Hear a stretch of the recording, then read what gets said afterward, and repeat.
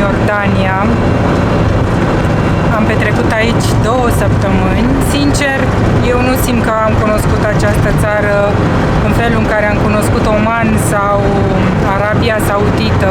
Mult prea turistică, are niște situri arheologice pentru care merită să vii aici, Petra și Geraș. Chiar dacă sunt foarte comerciale, adică totul în jurul lor este foarte comercial, dar asta este, depinde în mare parte de turism. Da. Așadar, după 2 săptămâni în Iordania, părăsim țara, mergem către granița cu Irakul și de aici nu mai știm ce să vă spunem pentru că nu știm nici noi ce va urma. E destul de târziu astăzi, sperăm să putem trece granița cu Irakul azi. Noi o să încercăm. Granițele aici nu se trec ușor, durează ore întregi, o să vedem. Apoi mai povestim pe drum despre cum ne descurcăm, vă arătăm și vouă ce vedem și noi din Irak. Va fi doar o traversare. Tocmai am alimentat în Iordania, ultima benzinărie până în graniță, chiar dacă este un euro litru de motorină, posibil ca până la Bagdad să nu putem să alimentăm și sunt vreo 550-600 de kilometri, așa că am făcut plinul aici.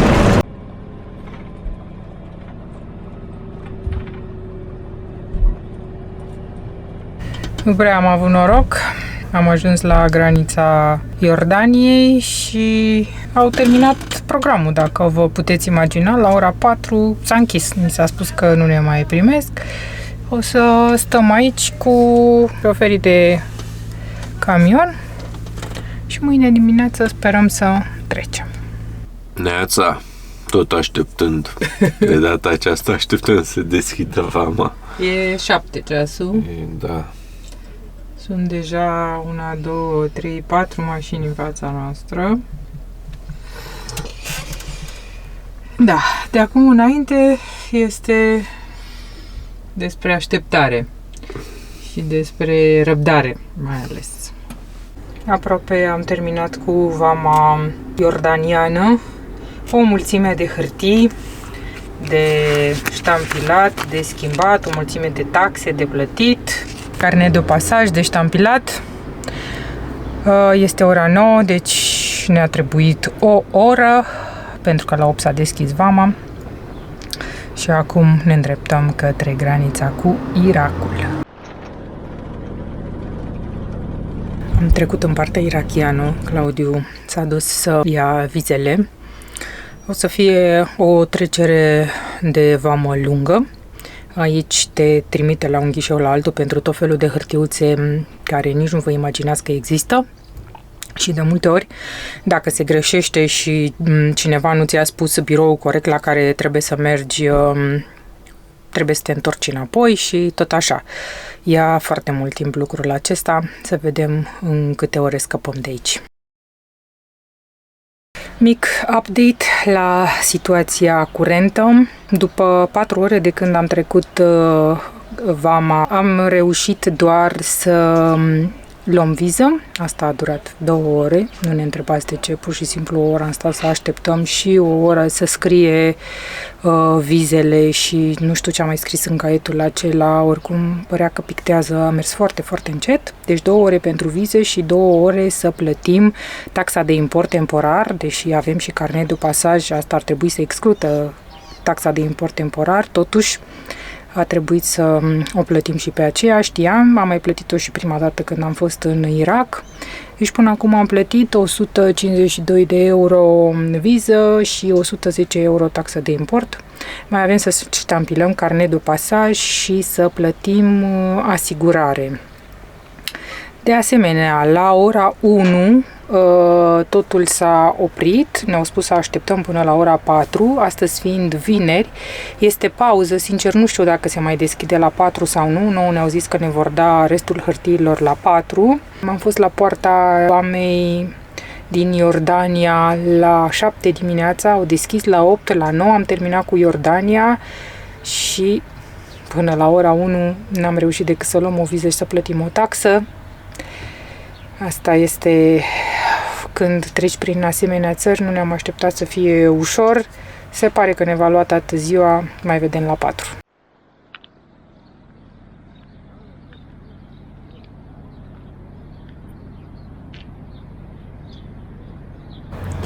Aproape 6 seara au început să mai vină din Vameș la lucru sau, mă rog, personal din Vamă.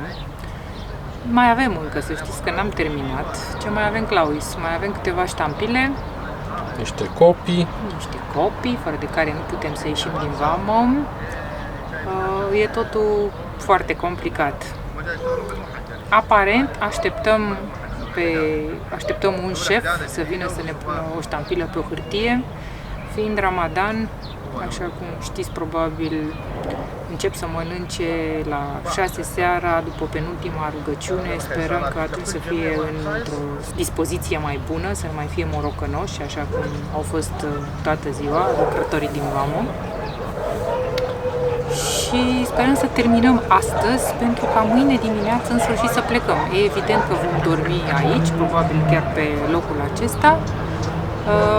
Mâine la 8:30 ar trebui să se deschidă Vama și consecința autostrada către Bagdad și mâine ar trebui să plecăm. Cum zice arabul, inshallah, terminăm astăzi de la 9 de dimineață până la 6 seara n-am terminat, deci vă povestim mâine la ce oră am terminat cu ultima ștampilă, cu ultimul act și cât a durat în final toată această trecere de frontieră. Bună dimineața! Tot din Vamă. Am dormit aici surprinzător de bine. Nu mă așteptam să dorm în atâta gălăgie. Uitați-vă câți câini sunt în jurul meu. Și la 4:30 de dimineață a cântat imamul, probabil. A fost prima rugăciune, dar noi n-am auzit nimic de obosiți ce am fost. Vama e încă goală, la 8 fără un sfert. Nu e nimeni încă la treabă. Am primit ultimul act aseară la 8 și la 8. Am primit ultimul act aseară la 8. Ar trebui să fim în regulă, dar, sincer, orice e posibil. Poți fi întors înapoi pentru o ștampilă, pentru orice. Așadar, până când ne vedem ieșiți pe poartă, nu putem să știm. Sperăm să ajungem astăzi măcar până la Bagdad. Știm sigur că vor fi multe puncte de control. Militare. Da, multe puncte de control din 30 în 30 de kilometri sau din 50 în 50 de kilometri. Foarte curioși să vedem dacă vom primi o escortă. Noi ne gândim că da, având în vedere că suntem cu Rudi și cu Martina. Când e vorba de 2 mașini am observat că se primește escortă. Dacă am fi singuri, am merge probabil fără escortă. Așadar, haideți să vedem când se deschide poarta, da, și să pornim la drum. Pregătiți să începem traversarea Irakului. Nu mergem prea departe, să oprim aici.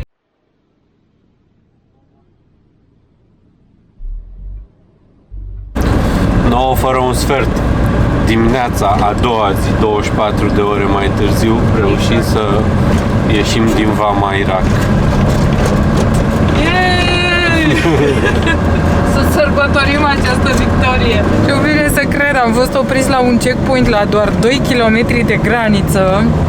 Ne-au verificat pașapoartele din nou, toate hârtiile, și la un moment dat am crezut că o să ne dea escortă, dar văd că ne-au lăsat să trecem. E greu să comunicăm cu ei pentru că nu vorbesc engleză și totul se petrece prin Google Translate, care nu e ok, nu traduce foarte bine, și acum ne-au făcut semn să mergem. După ce ne-au oferit apă și mâncare, am refuzat, am vrut doar să mergem. Am întrebat prin semne dacă drumul e bun, au zis că să nu ne facem griji, că e sigur. It's safe, a zis, e sigur. Ok, să vedem. Până unde ajungem azi? La următorul checkpoint. La următorul checkpoint, da. Sincer, sperăm să ajungem măcar la Bagdad. Fără escort ar trebui să meargă mai repede. Gata, distracția noastră. Nu mai mergem singuri. De la al treilea checkpoint am primit un Humvee drept escortă. Băieții foarte de treabă. 40 la oră. Da. Sunt foarte prietenoși. N-am putut să ne înțelegem foarte bine de ce primim această escortă cu 100 de kilometri. Dar e clar că nu vom mai merge repede.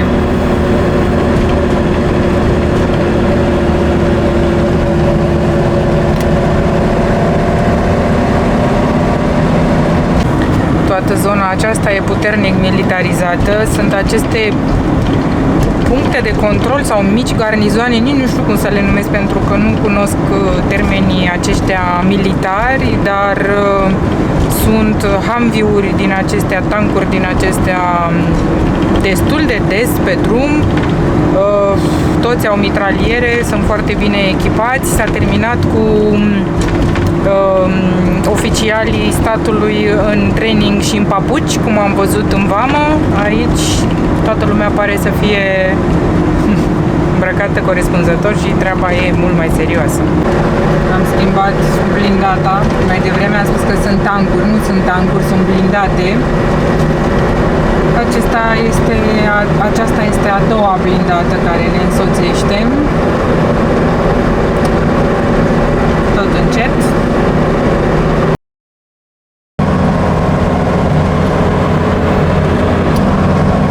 Am schimbat din nou escorta, nu mai avem o blindată, acum avem o mașină de armată care arată așa pentru și voi. Dar se pare că încă trebuie să fim însoțiți. Așa considerăi că e mai safe pentru noi. Da. Foarte, foarte multe mașini de armată pe această autostradă, pe ambele sensuri de mers și aceste mici garnizoane, cred că sunt din 500 în 500 de metri sau poate din kilometru în kilometru. N-am fost în nicio țară mai militarizată ca aceasta, cel puțin în zona asta, nu știm cum va fi după Bagdad, se presupune că acolo am fi mai în siguranță. Ne întrebam dacă acești soldați mănâncă pe timpul zilei sau beau apă. Pentru că suntem pe timpul Ramadanului, de aia ne întrebam. Teoretic nu ar trebui să mănânce și să bea apă până după penultima rugăciune a zilei. Asta înseamnă Pe la 6 și ceva. 7. După 6. Până la ora 7. Dar din punctul meu de vedere, eu cred că ar trebui să fie obligat să mănânce și să bea apă, pentru că nu poți să ai un militar letargic. Da, i-am văzut în vamă, toți lucrătorii din vamă dormeau, a trebuit să batem la ușă să se trezească, au paturi acolo unde muncesc. Ce vreau să spun e că erau obosiți, se vedea lucrul acesta, și morocănoși și letargici. Și e normal să fie așa când nu poți să mănânci și să bei apă. Normal că nu ai o stare bună. Și normal că dacă ziua dormi, noaptea mănânci și bei. Da. Ciudat, experiența aceasta cu escorta militară e nouă pentru noi, e ceva extraordinar, nu face parte din cotidianul nostru și nici nu știu dacă o să mai avem parte vreodată de așa ceva. Principalul e că până acum toate sunt bune, suntem în regulă. Mergem cam încet, da, asta e. Cred că iar oprește. Ce mers? 10 km, nici 10, cred că 5.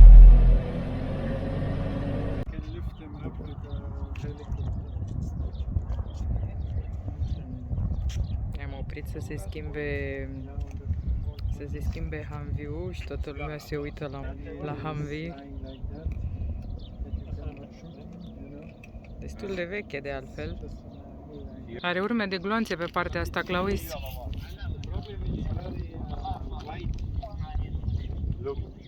Uite ce poți să găsești pe marginea drumului în Irak. O carcasă de glonț.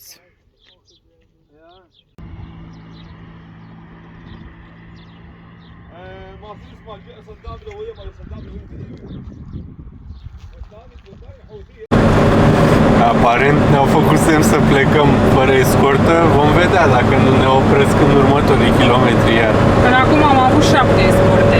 7 escorte în nici 100 de kilometri, cred. Da. Hai să mâncăm ceva, că ne e foame.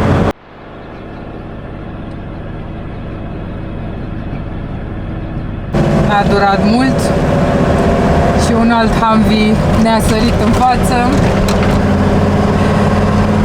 Trebuie să-l urmăm. Am crezut că gata, am scăpat de escortă, drum liber până la Bagdad. Nu e așa.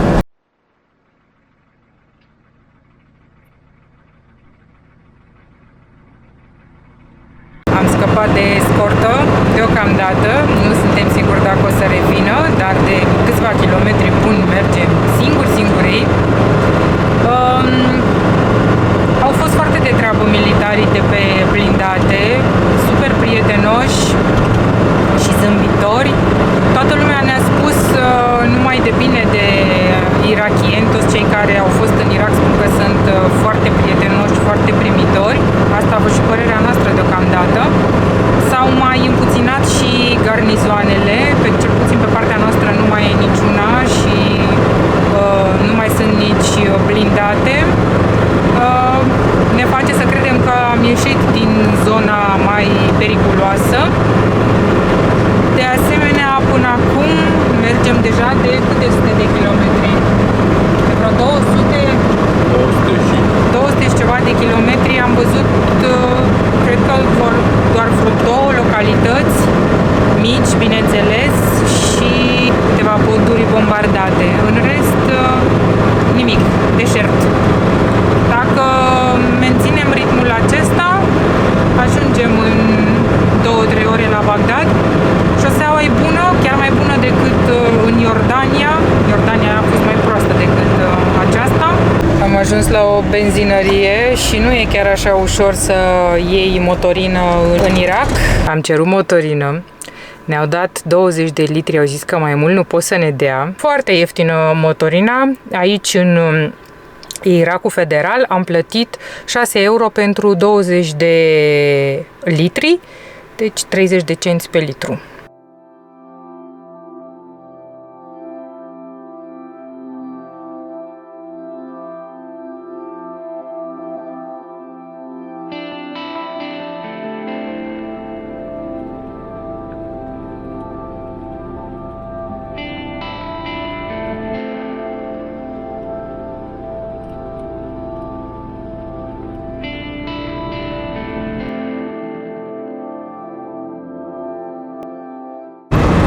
Credeam că am scăpat de escorte.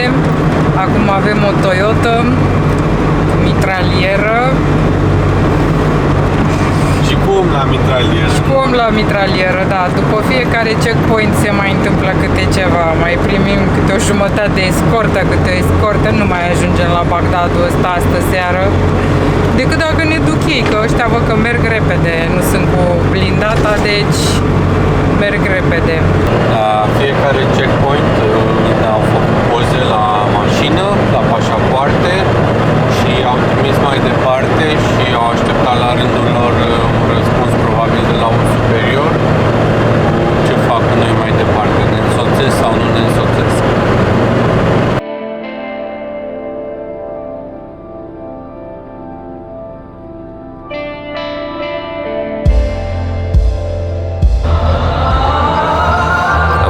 La Bagdad.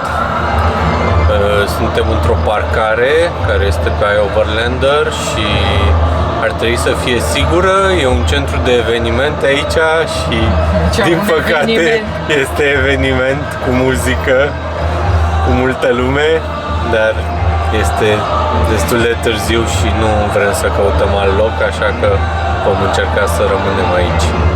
10 ore drumul de astăzi, 570 de kilometri în 10 ore. Am plecat la 9 de dimineață din vamă și am ajuns la 7 seara. A fost greu pentru că a trebuit să ne oprim de atâtea ore, ați văzut și voi, pentru că am mers încet după acele blindate, dar până la urmă am ajuns în siguranță și asta este ce contează cel mai mult. Mâine vom pleca de vreme către granița cu Turcia și avem tot în jur de 500 de kilometri de făcut până acolo. Bună dimineața și Hristos a înviat! Știu că vlogul acesta o să se posteze mult mai târziu, dar vreau să las aici o amintire pentru noi, să știm că în anul acesta am petrecut Paștele în Bagdad, în această parcare, nimic special, așa a fost să fie. N-am sărbătorit nimic, pentru că, așa cum știți, am ajuns târziu aseară și am fost foarte obosiți. N-am dormit nici prea bine, dar asta e viața de călător, n-ai ce să faci. Astăzi mergem mai departe, e foarte devreme, ora 7, plecăm către granița cu Turcia.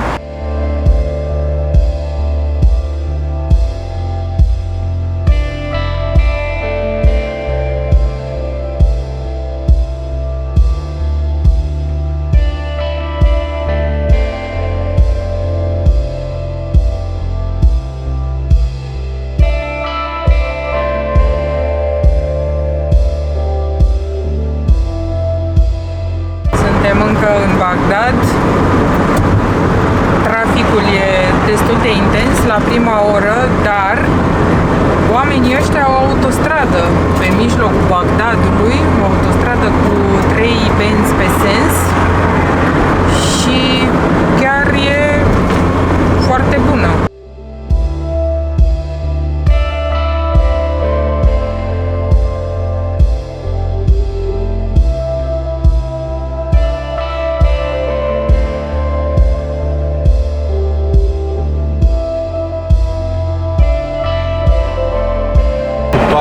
Că am trecut prin zeci de checkpoint-uri și am avut escorte și am văzut mii de mașini militare. Sincer, nu m-am simțit în niciun moment în nesiguranță aici în Irak. Oamenii aceia puțini cu care am intrat în contact par foarte prietenoși și dornici să cunoască străini. Ne îndreptăm către Mosul. Am filmat mult mai puțin astăzi. Suntem obosiți încă de dimineață, am resimțit oboseala zilei de ieri, probabil, la care se adaugă și ziua de azi. Irak nu e o țară frumoasă, nu are peisaje extraordinare. N-am apucat să vizităm nimic și nici nu plănuim. Tot ce vedem noi în Irak sunt aceste șosele și ce se vede de pe margine, dar cu toate astea ne dăm seama că este o țară săracă și care se reconstruiește încet încet după război.